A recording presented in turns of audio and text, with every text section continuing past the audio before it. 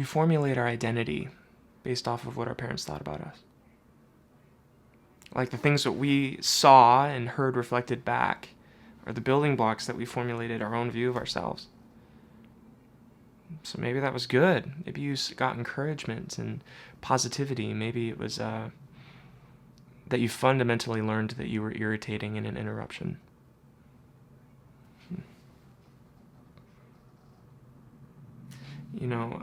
This also has implications on how we saw our parents, interact with the world. Some of us had parents who saw the world as fundamentally kind of an arbitrary place full of betrayal and suffering. They were really cynical. And so that affected us deeply. That affected maybe our own sense of how we interact with the world. And we're going in expecting betrayal and suffering and failure. And we feel like there's nothing really that we can do to mitigate any of that. It's just futile. Some of us had parents who rose to the occasion. And it's not even necessarily maybe that they got better results out of it, but they just kind of, when confrontation presented itself to them, they rose to the occasion and they met it with nobility, with their values. They had conviction. And they believed that if you contended with the world, if you dealt with it nobly, then there can be flourishing. There can be something good that comes from that. And that dramatically shifts how we interact with the world. And so all these things have deep implications into who we are and how we interact with our own pain and suffering. And that's why parental wounds can be the deepest wounds that we hold. They matter. They're sewn into the fabric of our deepest foundations. And that's why forgiveness feels so far off. It feels almost impossible sometimes, because it's like sometimes forgiveness is pitched as just trying to let go or pretend that those wounds didn't matter, when in reality it's those wounds that matter the most. Because your suffering mattered. The ways that you felt abandoned matter. And your healing matters. And so forgiveness, when I talk about forgiving parents, I'm not talking about dismissing any of that or minimizing it. I'm just not. I actually want to create freedom and healing in that space. So that's what we're going to be talking about. So maybe let's start with this. Let's start with, what should a parent be? What's the role of a parent? And there's lots of ways to organize this. Here's kind of the way I break it down is a parent has 4 responsibilities: to create a sense of safety, to nurture, to equip, and then to encourage.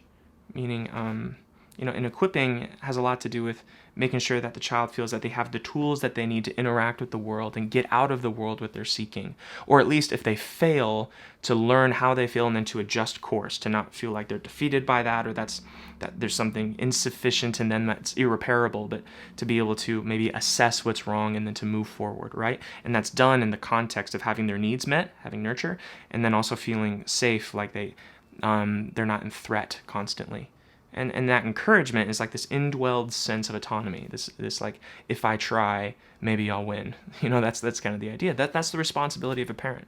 And sometimes those are divided between a mother and father, right? So like the nurture, safety goes to mother, the equipping, encouragement goes to the father. But I mean, honestly, those roles can be switched. Like, some parents, every parent does a version of all 4 of those, and different cultures organize that differently. So that's good and fine. So let's maybe move to this, is our parents fundamentally fail at least one of those, maybe all of those. And that creates damage, and that has repercussions in how we experience the world in unique ways. Like if you didn't experience a lot of nurture as a child, when you don't experience nurture, it's really hard to have an awareness of your own needs. It's really difficult to recognize a healthy and an unhealthy environment. And so maybe you're in a dating relationship and you think everything's going fine, and then it ends in betrayal. You're just blindsided and you just don't even know what freaking happened. And maybe then it happens to you again and again, and you're like on your 5th relationship where things just like crumbled in front of you, and you're like, is something just wrong with me? Like, what's going on? And that's usually a telltale sign that you don't have a good awareness of the pieces that were leading up to that event, that were maybe the red flags and the signs telling you that person wasn't trustworthy. And that is an error in equipping and nurture. Because think about if a toddler's playing with a dog, right? If a toddler's playing with a dog, you need to supervise. You need to make sure that the toddler doesn't like pull the dog's tail, because if he or she does, then the dog will kind of nip at him and bite him. And so if a toddler was just playing and had no awareness of any of that, no coaching, they're just going to be playing with the dog, and then out of nowhere, the dog just bites them. And they're like, oh, I guess dogs aren't safe. I just need to avoid dogs, or dogs don't like me. Right? Those are the conclusions. They rush to these giant generalizations that aren't true. But if they had the coaching, it was like, hey, just don't pull the tail. The dog will be very friendly. Just don't pull the tail. Then the child can have a great friendship with that dog. And that's kind of the case in all of life, is like, sometimes we run into these just catastrophes, and people absolutely just run into strokes of bad luck where people are malicious and betray, and there was no signs of it all. It just happened. That absolutely is true. But most of the time, there's these signs, there's these signals along the way that if you pay attention, if you know to look for them, will let you know if you're in a situation that's safe and trustworthy or not. And that's the job of a parent. It's the job of a parent to not just show them those things in isolated cases, but then to train them how to raise their awareness and assess situations to look for trustworthiness, reliability, aspects like that. And the truth of the matter is that parents fail in these categories, and sometimes they fail because they just they can't read their child's mind, right? Like maybe the child looks like they're doing great. They're just kind of quiet. Everything is kind of happening internally, and so they're like, oh, they must be doing okay. They must be doing fine. But in reality, there's a whole internal world of stuff that they're not attending to, and needs and nurture that child needs, that they just didn't have an awareness of. Other times, maybe it's because the parent is really focused on a goal, like get them into college, make sure you get good grades, be a great baseball player, whatever. There's this goal that kind of distracts them from the internal needs that the child has. Maybe it's just that the parent is in a hurry, or they're irritable, or they're tired, or they feel distracted, or they're going through some sort of suffering themselves. Maybe their parent is dying. Maybe they have a health crisis. Maybe there's another child in the family, a sibling of yours, that's going through crisis, and so all the attention goes to them, and then you felt like you were kind of in the shadow. There's other situations where the parent knowingly doesn't nurture their child or attend to their needs because maybe they're preferring their own comfort or their own pleasure, or they're avoiding their own pain, and they take avoiding their own pain more seriously than attending to their child's needs. Like maybe you had a parent that was dependent on a substance, that was consistently dating person after person and bringing people into the home because they had unmet needs in their own heart.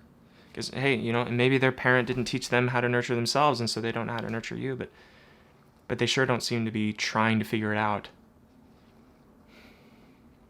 And then there's other people who have parents that actually take delight in tormenting their children and in abusing their children, and find pleasure in it. I've seen those parents. I've reported those parents. Some people think that doesn't exist, but it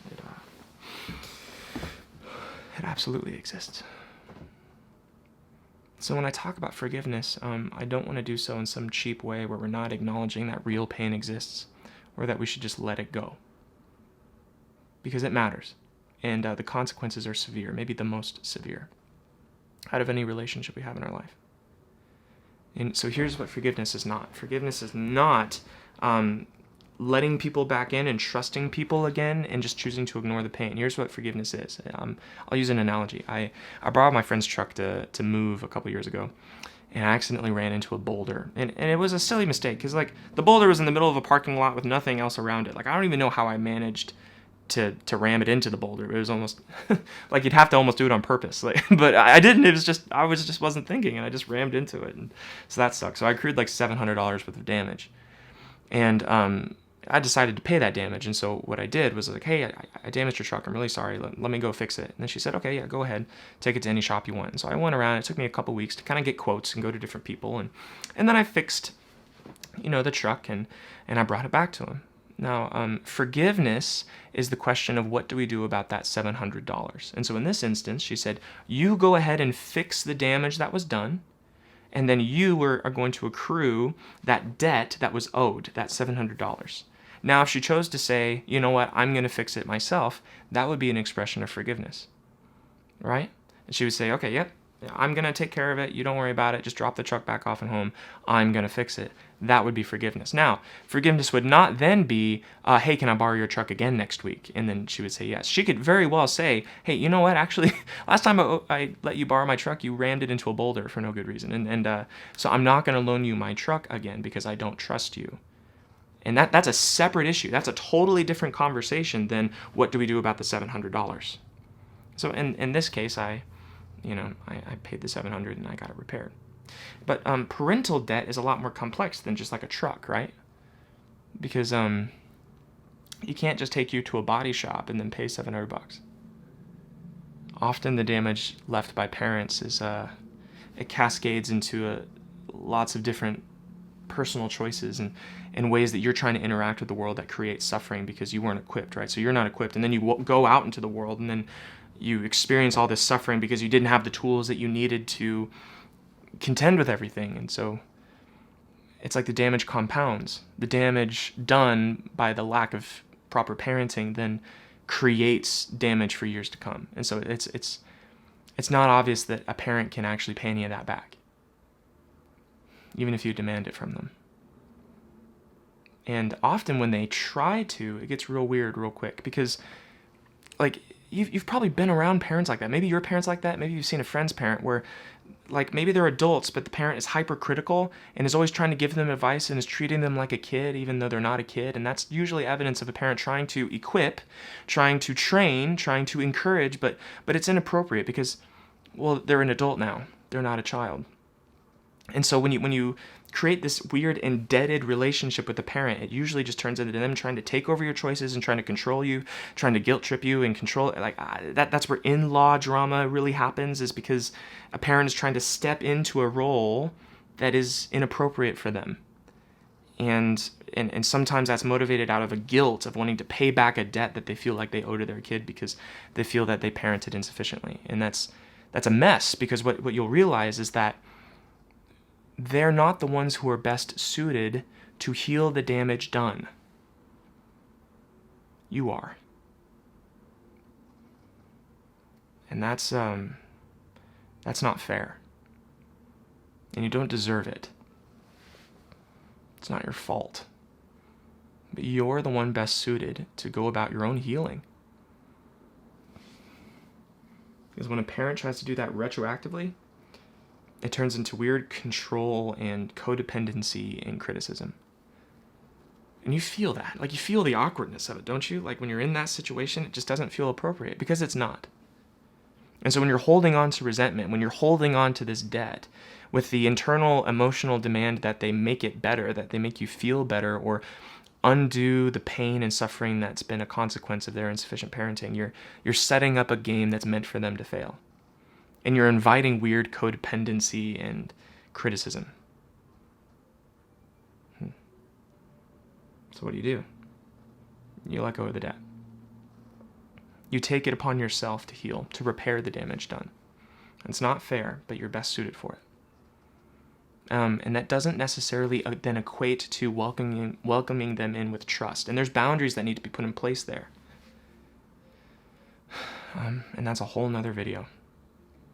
And I'll speak to that next time. But here's maybe a couple side notes that I think are important before we close this up. Is if you're a child, like if you're underage right now and you're living at home with your parents, if you want to have conversations with your parents about maybe ways that they've been parenting you or are parenting you, that you feel like they're not equipping you, they're not nurturing you, like things aren't going well, do so with the help of a counselor. Either ask them to maybe help you find a counselor, or you can even go to your school counselor at school and they can help you.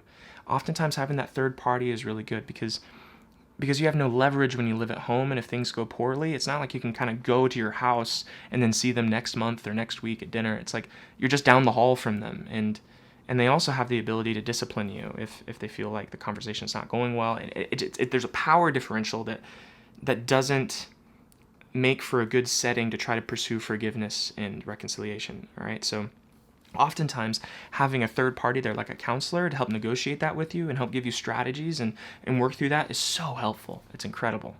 And so go to a school counselor and talk to them about that.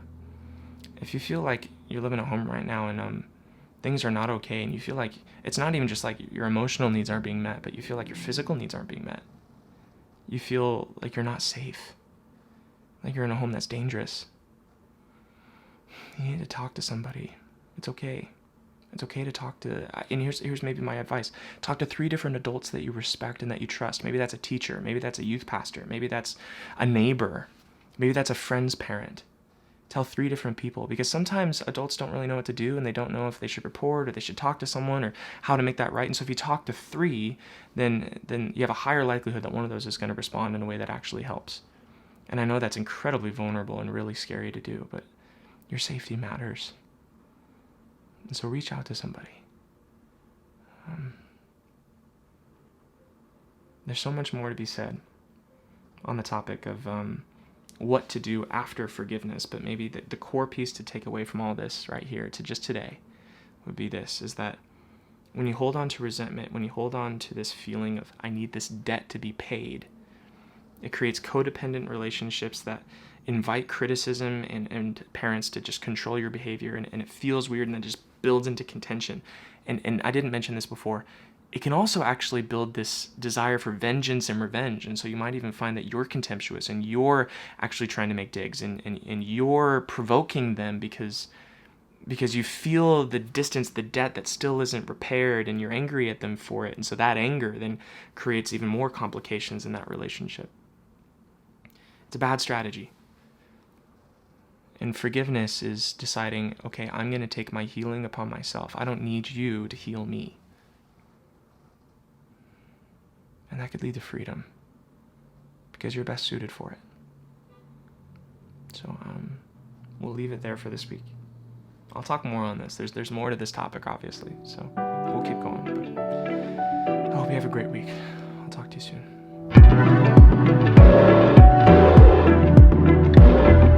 There's an objection that comes up here that I want to address. I talk to a lot of people about this, and then the number one thing that I always hear back is, well, I just want them to acknowledge it. I just want my parents to acknowledge the abuse, to acknowledge the ways that they let me down, I just want to hear them say it. But that's still an extension of trust. That's still asking them to pay some of the debt. And I get it. Like, that's not a bad thing. It's just good to notice that. It's good to notice that that's still an exchange of asking them to participate in your healing.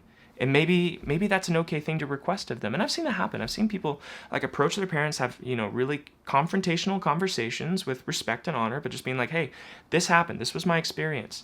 And then the parents, admit to that and acknowledge that. And that's really healing. But I've also seen, for every case that's been the case, I've seen maybe like 5 that went terrible. And the parent didn't acknowledge it, and it really wrecked them. And so only your parents and your situation. So, take that as you will. But here's the piece, and here's why this gets complicated and why it doesn't go well often, is because what you're asking your parent to do is to provide safety and encouragement in domains where they personally failed at offering safety and encouragement. Does that make sense? It's like you're asking them to heal damage that they did in the past. And so that creates kind of this chasm where they typically will respond in defensiveness or respond in a lot of shame. And some people who are really self-aware and some people who are really humble will take that and rise to that occasion and actually be like, yep, I messed up. I'm sorry. How can I encourage you? How can I offer you a sense of safety right now here in the present? Which is great, but it's complicated. And so the reason that goes awry is because you're asking someone to extend a lot of self-awareness and to nurture someone in the place potentially of their deepest shame. They have to concede that they failed at parenting in order to offer you the safety that you need to heal from their failure at parenting. And not everyone's up for that.